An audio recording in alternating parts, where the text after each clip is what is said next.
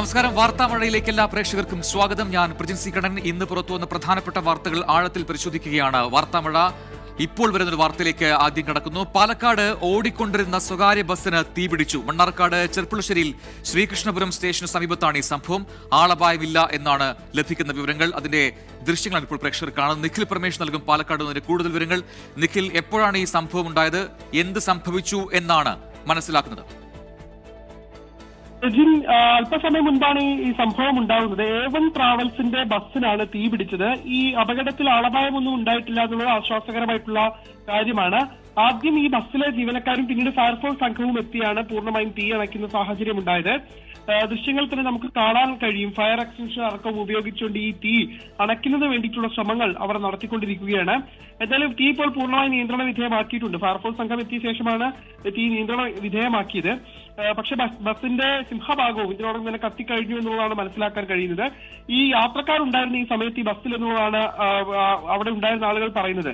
ഇത് റൂട്ടിൽ സർവീസ് നടത്തുന്ന ബസ്സല്ല, ഇത് ടൂറിസ്റ്റ് ബസ്സാണ്. ടൂറിസ്റ്റ് ആവശ്യങ്ങൾക്ക് വേണ്ടിയിട്ട് സർവീസ് നടത്തുന്ന ബസ്സായിരുന്നു. ഈ ബസ്സിൽ ആ സമയത്ത് ആളുകളും ഉണ്ടായിരുന്നു. തീ പടർന്നു പിടിക്കുന്നത് കണ്ട് യാത്രക്കാരെല്ലാം തന്നെ വളരെ വേഗത്തിൽ പുറത്തിറങ്ങിയതിനാൽ വലിയ അപകടം ഒഴിവാകുകയായിരുന്നു. എങ്ങനെയാണ് തീപിടുത്തം ഉണ്ടായതെന്നുള്ള കാര്യം നിലവിലത്തെ സാഹചര്യത്തിൽ വ്യക്തമല്ല. പ്രജിൻ. ശരി, നിഖിൽ പ്രമേഷാണ് വിശദാംശങ്ങൾ നൽകിയത്. ചെർപ്പുളശ്ശേരിയിലാണ് ഓടിക്കൊണ്ടിരുന്ന ബസ്സിന് തീ പിടിച്ചത്. അതിന്റെ ദൃശ്യങ്ങളാണ് ഇപ്പോൾ പ്രേക്ഷകർ കാണുന്നത്. തീ അണച്ചിട്ടുണ്ട്, ആളപായമില്ല എന്നുകൂടി നിഖിൽ പ്രമേഷ് റിപ്പോർട്ട് ചെയ്യുന്നു. മറ്റൊരു പ്രധാനപ്പെട്ട വാർത്തയിലേക്കാണ്. 60-ലേറെ പേർ ലൈംഗിക പീഡനത്തിന് ഇരയാക്കിയെന്ന് പെൺകുട്ടിയുടെ ഞെട്ടിക്കുന്ന വെളിപ്പെടുത്തൽ. ചൈൽഡ് വെൽഫെയർ കമ്മിറ്റി നടത്തിയ ഗൃഹസന്ദർശനത്തിനിടെയാണ് പീഡന വിവരം പുറത്തറിഞ്ഞത്. പെൺകുട്ടിയുടെ വെളിപ്പെടുത്തലിൽ അധ്യാപകരുടെയും സഹപാഠികളുടെയും പേരുകളുണ്ട് എന്നും വിവരങ്ങൾ പുറത്തുവരുന്നു. CWCക്ക് ലഭിച്ച മൊഴി നേരിട്ട് പത്തനംതിട്ട SP കൈമാറി. സംഭവത്തിൽ 5 പേരെ അറസ്റ്റ് ചെയ്തു. 2 വർഷമായുള്ള പീഡന വിവരങ്ങളാണ് CWC വഴി പോലീസിന് ലഭിച്ചത്. ശ്രീകുമാർ നൽകും പത്തനംതിട്ടയിൽ നിന്ന് കൂടുതൽ വിവരങ്ങൾ. ശ്രീത്ത്, ഞെട്ടിക്കുന്ന വിവരമാണ്, ഞെട്ടിക്കുന്ന വെളിപ്പെടുത്തലാണ് ഇപ്പോൾ പെൺകുട്ടി നടത്തിയിരിക്കുന്നത്. 60-ലേറെ പേർ ചേർന്ന് പീഡിപ്പിച്ചു എന്ന് പറയുന്ന 2 വർഷമായിട്ടുള്ള പീഡന വിവരമാണ് ഇപ്പോൾ ഈ പെൺകുട്ടി മൊഴിയായി CWCക്ക് നൽകിയിരിക്കുന്നത്. എന്താണ് ഇതെങ്ങനെയാണ് ഈ സംഭവം പുറത്തറിയുന്നത്? അതിന്റെ കൂടുതൽ വിവരങ്ങൾ എന്തൊക്കെ? പ്രജിൻ, ഈ CWC അംഗങ്ങൾ ഒരു ഗൃഹസന്ദർശനം നടത്താറുണ്ട്. അത് എല്ലാ മേഖലയിലും ഇത്തരത്തിൽ ഗൃഹസന്ദർശനം നടത്താറുണ്ട്. അങ്ങനെ ഗൃഹസന്ദർശനം നടത്തിയതിനിടയിലാണ് ഇത്തരത്തിലൊരു പ്രാഥമിക വിവരം CWCക്ക് ലഭിക്കുന്നത്. അങ്ങനെ ഈ പത്തനംതിട്ട ജില്ലയിലെ ഒരു മേഖലയിൽ ഗൃഹസന്ദർശനം നടത്തുന്നു. ഈ പെൺകുട്ടി ഒരു കായിക താരം കൂടിയാണ്. അങ്ങനെ ഒരു പരിശീലനത്തെക്കുറിച്ചും മറ്റു കാര്യങ്ങളെക്കുറിച്ചും ഒക്കെ ചോദിച്ചതിൻ്റെ അടിസ്ഥാനത്തിൽ വന്നപ്പോഴാണ് ഇത്തരത്തിലുള്ള പീഡന വിവരം, ഞെട്ടിക്കുന്ന വിവരങ്ങൾ പുറത്തു വരുന്നത്. അതിലൊരു 61 പേരുടെ പേരുകൾ ആ പെൺകുട്ടി പറഞ്ഞിട്ടുണ്ട്. അതിൽ 60 പേരുടെ പേരുവിവരങ്ങൾ കൃത്യമായും ഒരാളുടെ വിവരങ്ങൾ അവ്യക്തമായുമാണ് ഈ ഒരു ഘട്ടത്തിൽ പറഞ്ഞിട്ടുള്ളത്. എന്തായാലും പത്തനംതിട്ട പോലീസ് സ്റ്റേഷൻ പരിധിയിൽ മാത്രം ഏതാണ്ട് 11ഓളം പ്രതികളുണ്ട് എന്ന് പോലീസ് പറയുന്നു. ഇലവുംതട്ടയിൽ ഇപ്പോൾ 5 പേരെ അറസ്റ്റ് ചെയ്തിട്ടുണ്ട്. ഇത് കൂടാതെ തിരുവനന്തപുരത്തും അതുപോലെ തന്നെ പത്തനംതിട്ട, കോന്നി, റാന്നി അടക്കമുള്ള വിവിധ മേഖലകളിലും പ്രതികളുണ്ട് എന്ന് പോലീസ് പറഞ്ഞു വെക്കുന്നുണ്ട്. ഇപ്പോൾ നിലവിലെ സാഹചര്യത്തിൽ പെൺകുട്ടിയുടെ മൊഴിയെടുപ്പ് തുടർന്നുകൊണ്ടേയിരിക്കുകയാണ്. ഈ നേരത്തെ നമ്മൾ പറഞ്ഞത് 2 വർഷം എന്നാണ്. 2 വർഷമല്ല, അത് 3 വർഷം എന്ന തരത്തിലേക്ക് കാര്യങ്ങൾ മാറിയിട്ടുണ്ട്. അങ്ങനെയാണെങ്കിൽ പെൺകുട്ടിക്ക് 15, പെൺകുട്ടിക്ക് ഇപ്പോൾ 18 വയസ്സാണുള്ളത്. അങ്ങനെയാണെങ്കിൽ 15 വയസ്സുള്ള സമയത്ത് കൃത്യമായ രീതിയിൽ പീഡനം നടന്നിട്ടുണ്ട് എന്നാണ് മനസ്സിലാക്കുന്നത്. അങ്ങനെ പോലീസിന് അങ്ങനെയുള്ള ഒരു വിവരമാണ് ലഭിച്ചിരിക്കുന്നത്. പ്രതികളുടെ പേരുവിവരങ്ങൾ, 60 പേരുടെ പേരുവിവരങ്ങൾ കൃത്യമായി തന്നെ പെൺകുട്ടി പറയുന്നുണ്ട്. CWC ഇക്കാര്യങ്ങൾ പൂർണ്ണമായി പത്തനംതിട്ട SP അറിയിക്കുകയായിരുന്നു. അത് അറിയിച്ചതിൻ്റെ അടിസ്ഥാനത്തിൽ പത്തനംതിട്ട SP തന്നെയാണ് ഈ അന്വേഷണത്തിന് നേരിട്ട് മേൽനോട്ടം വഹിക്കുന്നത്. എന്തായാലും ഞെട്ടിക്കുന്ന വിവരമാണ്.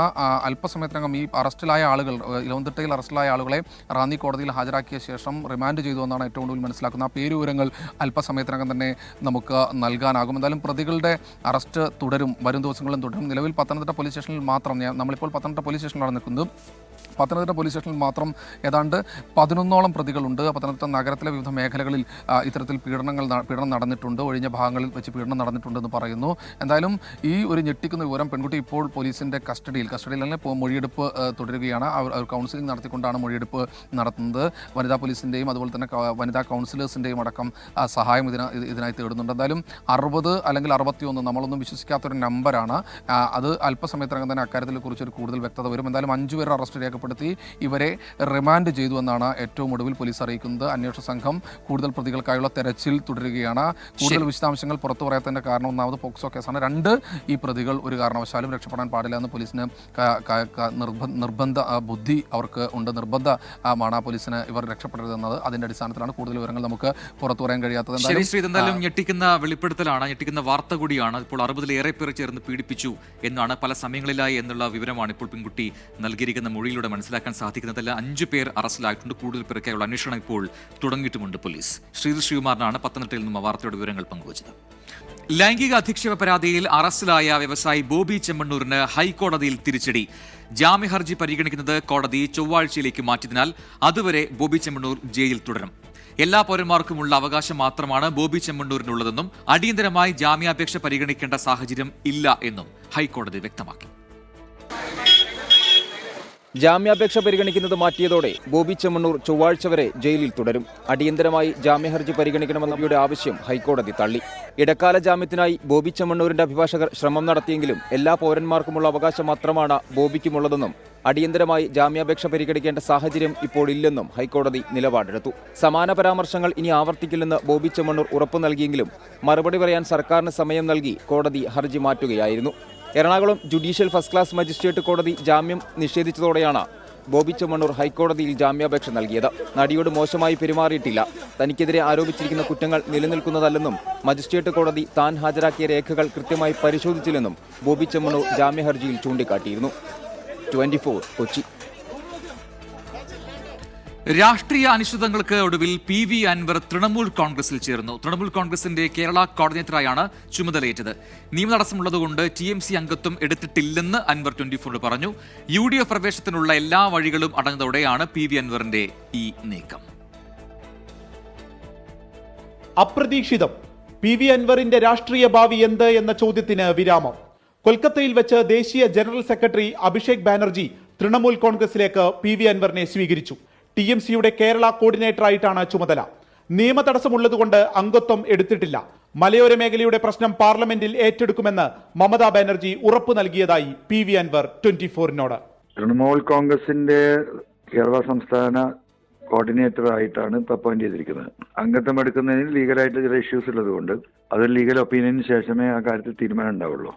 1.5 മാസമായി തൃണമൂൽ കോൺഗ്രസുമായി നടന്ന ചർച്ചയാണ് വിജയിച്ചത്. മമതാ ബാനർജി ഈ മാസം അവസാനത്തോടെ കേരളത്തിലെത്തും. അതിനു മുന്നോടിയായി MP മാർ വരും, അൻവർ വൃത്തങ്ങൾ വ്യക്തമാക്കി. UDFിലേക്കുള്ള വഴി മുട്ടിയതോടെയാണ് അൻവറിന്റെ തൃണമൂൽ കോൺഗ്രസ് പ്രവേശനം. PV അൻവറിനെ എടുക്കുന്നതിൽ കടുത്ത ഭിന്നസ്വരം ഉയർന്നതോടെ മുന്നണിയുടെ ഭാഗമാക്കാൻ ആകില്ലെന്ന് നേതാക്കൾ അൻവറിനെ അറിയിച്ചിരുന്നു. ഇതോടെയാണ് കളം മാറ്റം. 24 മലപ്പുറം. സാമ്പത്തിക പ്രതിസന്ധിയെ തുടർന്ന് സംസ്ഥാന സർക്കാർ വീണ്ടും കടമെടുക്കുന്നു. പൊതുവിപണിയിൽ നിന്ന് 2500 കോടി രൂപ വായ്പയെടുക്കാനാണ് പുതിയ തീരുമാനം. കടപ്പത്രം വഴിയാണ് വായ്പയെടുക്കുക. ശ്രീത്ത് നൽകും തിരുവനന്തപുരത്ത് നിന്ന് കൂടുതൽ വിവരങ്ങൾ. ശ്രീത്ത്, സാമ്പത്തിക പ്രതിസന്ധി അത് കുറെ കാലമായി സംസ്ഥാനത്തെ വലയ്ക്കുന്നുണ്ട്. ആ രീതിയിൽ പല വഴികളിലൂടെ സംസ്ഥാന സർക്കാർ പുതിയ ധനനീക്കത്തിന് ശ്രമിക്കുകയും ചെയ്യുന്നുണ്ടായിരുന്നു. ഇപ്പോഴത്തെ തീരുമാനം അത് എന്തിൻ്റെയൊക്കെ അടിസ്ഥാനത്തിലാണ്? എങ്ങനെ നീങ്ങാനാണ് സർക്കാരിന്റെ തീരുമാനം?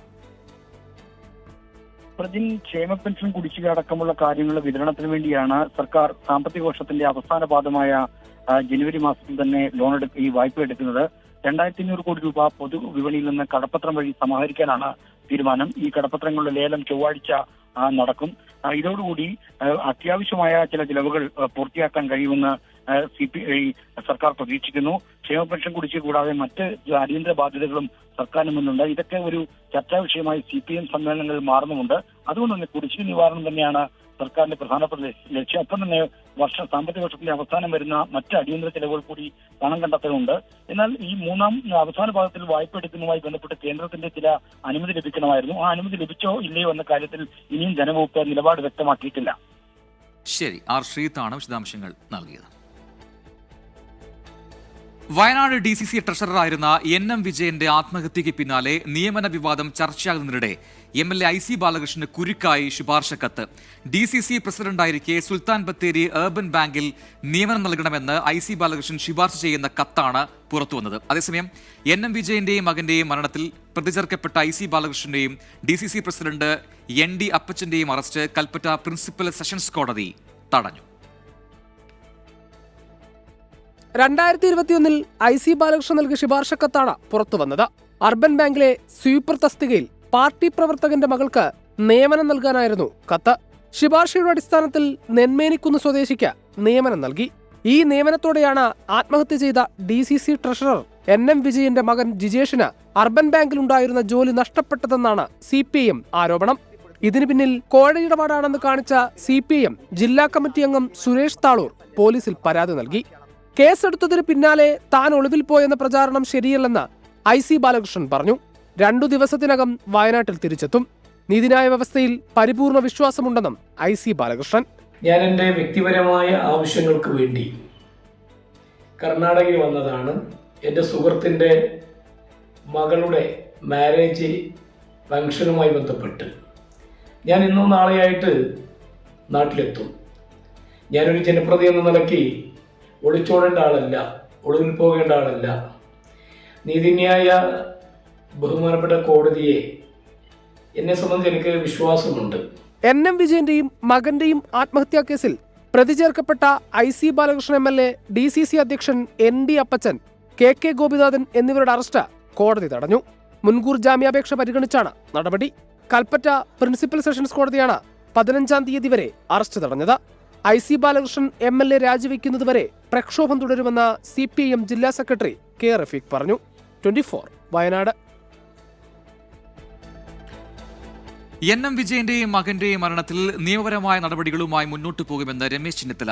MN വിജയന്റെ കുടുംബം കോൺഗ്രസിനൊപ്പമാണ്. PV അൻവറിനെ UDF-ൽ എടുക്കുന്നതിൽ ചർച്ചകൾ ഉണ്ടായിട്ടില്ലെന്നും രമേശ് ചെന്നിത്തല പറഞ്ഞു. നിയമപരമായ നടപടികളുമായിട്ട് മുന്നോട്ട് പോകും.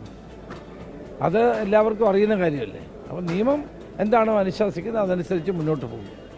ഏതായാലും ആ കുടുംബം കോൺഗ്രസിനോടൊപ്പം തന്നെ ഉറച്ചു നിൽക്കുന്നു എന്നുള്ളതാണ് ഏറ്റവും അവസാനത്തെ ഒരു അവരുടെ നിലപാട്.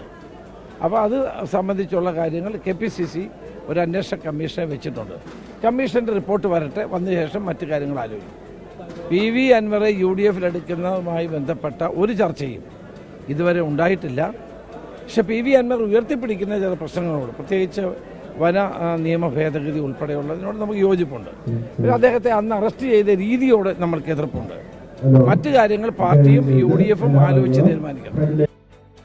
തിരികെ വാർത്തകളിലേക്ക്. വാർത്താമഴ തുടരുന്നു. ആധുനിക സമ്പദ് വ്യവസ്ഥയ്ക്ക് വേണ്ട നൂതന ആശയങ്ങളും നേതൃപാഠവും വളർത്തുന്നതിനായി 24 സംഘടിപ്പിക്കുന്ന ബിസിനസ് കോൺക്ലേവ് നാളെ തുടങ്ങും. കേന്ദ്ര ഉപരിതല ഗതാഗത വകുപ്പ് മന്ത്രി നിതിൻ ഗഡ്കരി ഉദ്ഘാടനം ചെയ്യും. വിവിധ വിഷയങ്ങളിൽ ചർച്ചകളുണ്ടാകും. സംസ്ഥാന ധനമന്ത്രി KN ബാലഗോപാൽ കോണ്ടന്റ് ലോഞ്ച് ചെയ്യും. സുസ്ഥിര സമ്പദ് വ്യവസ്ഥയ്ക്ക് സംരംഭകത്വം അത്യന്താപേക്ഷിതമാണ്. കേരളത്തെ സംരംഭക സൗഹൃദ സംസ്ഥാനമാക്കുവാൻ ലക്ഷ്യം വെച്ചുകൊണ്ടാണ് 24 ബിസിനസ് കോൺക്ലേവ് കൊച്ചിയിൽ സംഘടിപ്പിക്കുന്നത്. വ്യവസായ രാഷ്ട്രീയ രംഗത്തെ പ്രമുഖർ പങ്കെടുക്കുന്ന കോൺക്ലേവിന് നാളെ കൊടിയേറും. വിഖ്യാതരായ പ്രൊഫഷണലുകളെ മാത്രം ഉൾപ്പെടുത്തിയ ഒരു ബിസിനസ് കോൺക്ലേവ് നാളെ കൊച്ചിയിൽ സംഘടിപ്പിക്കുകയാണ്. കേന്ദ്ര ഉപരിതല ഗതാഗത വകുപ്പ് മന്ത്രി നിതിൻ ഗഡ്കരിയാണ് ഈ പരിപാടി ഉദ്ഘാടനം ചെയ്യുക. ഇതിൻ്റെ വ്യത്യസ്ത എന്താണെന്ന് പറഞ്ഞാൽ അതാത് വിഷയങ്ങളിൽ പ്രാഗൽഭ്യം നേടിയ ആളുകൾ മാത്രമേ ഈ പരിപാടിയിൽ പങ്കെടുക്കുന്നുള്ളൂ. പ്രധാനവും ആയിട്ടും 3 വിഷയത്തിലാണ് ഈ കോൺക്ലേവ് സംഘടിപ്പിക്കുന്നത്. 1, 2047 വികസിത ഇന്ത്യ എങ്ങനെയായിരിക്കും. 2, പബ്ലിക് ഇഷ്യൂസിന് പോകുമ്പോൾ IPO എങ്ങനെയായിരിക്കും പ്രവർത്തിക്കുക. അതുപോലെ മൂന്നാമത്തെ കാര്യം, ലോകത്തിൻ്റെ മാറ്റം ഇന്ന് നിങ്ങൾക്കറിയാം നിർമ്മിത ബുദ്ധിയിലൂടെയാണ്. ആർട്ടിഫിഷ്യൽ ഇൻ്റലിജൻസിലേക്ക് ഫോക്കസ് ചെയ്യുന്ന ഒരു വിഷയം കൂടി നാളെ ചർച്ച ചെയ്യും. ഏറ്റവും പ്രധാനം, ഈ പ്രൊഫഷണലുകൾ സംസാരിക്കുന്നത് സംരംഭകരായി വന്നിട്ടുള്ള ഈ ബിസിനസ് രംഗത്ത് തങ്ങളുടെ മാന്ത്രികമായ സാന്നിധ്യം തെളിയിച്ചിട്ടുള്ള ആൾക്കാരുടെ മുന്നിലാണ്. വളരെ പ്രധാനപ്പെട്ട ഒരു കോൺക്ലേവാണ് നാളെ 24 സംഘടിപ്പിക്കുന്നത് കൊച്ചിയിൽ. സംരംഭകത്വം പ്രോത്സാഹിപ്പിക്കുക മാത്രമല്ല, അതിവേഗത്തിലുള്ള സമ്പദ് വ്യവസ്ഥയുടെ ആധുനികവൽക്കരണവും കോൺക്ലേവിന്റെ ലക്ഷ്യമാണ്. Developed India by 2047, are we on the right track, AI driven business transformation, IPO, details discussion എന്നീ വിഷയങ്ങളിലെ പാനൽ ചർച്ചകളാണ് കോൺക്ലേവിലെ പ്രധാന ആകർഷണം. രജിസ്ട്രേഷനിലൂടെയാകും പ്രവേശനം. KLM മാക്സിവയുടെ പങ്കാളിത്തത്തോടെയാണ് കോൺക്ലേവ് നടത്തുന്നത്. പുത്തനാശയങ്ങൾ പങ്കുവയ്ക്കുന്ന വ്യത്യസ്ത സെഷനുകളിൽ ആഗോള പ്രമുഖർ വിഷയാവതരണം നടത്തും. കേന്ദ്രമന്ത്രി ജോർജ് കുര്യൻ, MP-മാരായ ശശി തരൂർ, ഹൈബി ഈഡൻ, എന്റെ നാട് ചെയർമാൻ ഷിബു തെക്കുംപുറം, ഇന്ത്യയുടെ മുൻ നയതന്ത്രജ്ഞൻ TP ശ്രീനിവാസൻ എന്നിവർ കോൺക്ലേവിൽ പങ്കെടുക്കും. 24 കൊച്ചി. ഇതോടെ വാർത്താമഴ പൂർത്തിയാവുന്നു. ഇനി പോലീസ് ജാരി കാണാം. സുഹൈൽ മുഹമ്മദ് പ്രേക്ഷകർക്കൊപ്പം. Good night.